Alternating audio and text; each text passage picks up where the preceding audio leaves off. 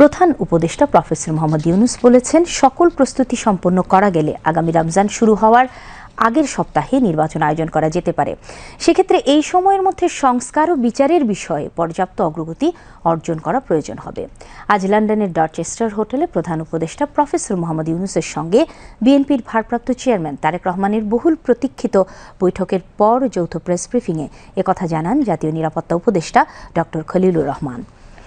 তিনি বলেন, প্রধান উপদেষ্টার এই অবস্থানকে স্বাগত জানিয়েছেন তারেক রহমান। লন্ডন থেকে আমাদের বিশেষ প্রতিনিধি শামসুল আলমের তথ্যে খোরশেদ আলমের রিপোর্ট। ক্যামেরায় ছিলেন মোহাম্মদ মনিরুজ্জামান।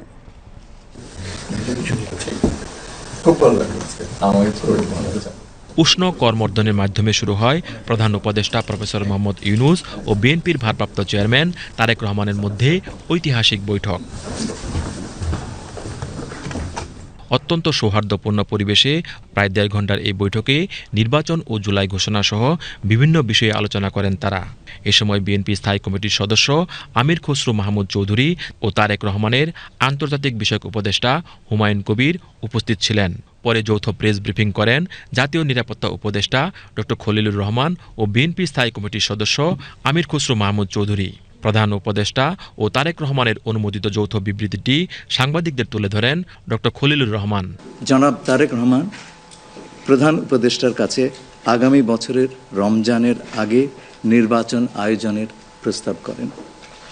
দলের চেয়ারপারসন বেগম খালেদা জিয়াও মনে করেন ওই সময় নির্বাচন অনুষ্ঠিত হলে ভালো হয়।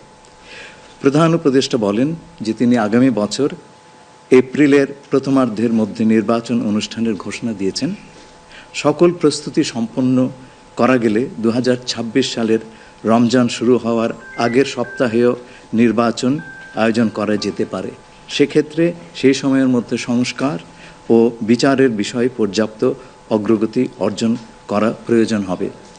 জনাব তারেক রহমান প্রধান উপদেষ্টার এই অবস্থানকে স্বাগত জানান এবং দলের পক্ষ থেকে তাকে ধন্যবাদ জ্ঞাপন করেন। প্রধান উপদেষ্টাও জনাব তারেক রহমানকে ফলপ্রসূ আলোচনার জন্য ধন্যবাদ জানান। সাংবাদিকদের প্রশ্নের জবাবে আমির খসরু মাহমুদ চৌধুরী বলেন, সকলের ঐক্যমত্যের ভিত্তিতেই জুলাই চার্টার ঘোষণা হবে। ঐক্যমতের পরিপ্রেক্ষিতে আমরা সংস্কার এবং জুলাই সনদ দুটাই করব। সকলের ঐক্যমতের পরিপ্রেক্ষিতে সেটা সিদ্ধান্ত নেওয়া হবে এবং এটা আমি নিশ্চিত এটা খুব কম সময়ের মধ্যে আমরা সেই সিদ্ধান্ত নিতে পারি। দেশ গড়ার যে প্রত্যয় আমরা নিয়েছি, আমরা ঐক্যবদ্ধভাবে সেই কাজটা করব। শুধু নির্বাচনের আগে নয়, নির্বাচনের পরেও বাংলাদেশ গড়ার যে প্রত্যয় নিয়ে আমরা সবাই ঐক্যমত হয়েছি সেটা আমরা সামনের দিকে এগিয়ে নিয়ে যাব।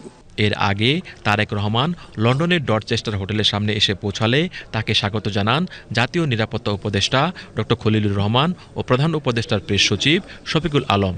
প্রধান উপদেষ্টা প্রফেসর ইউনূসের সঙ্গে তারেক রহমানের বৈঠকটি সত্যিকার অর্থেই দেশের জন্য টার্নিং পয়েন্ট হয়েছে, এমনটাই মনে করছেন সকলে। Khorshed Alam, BTV news.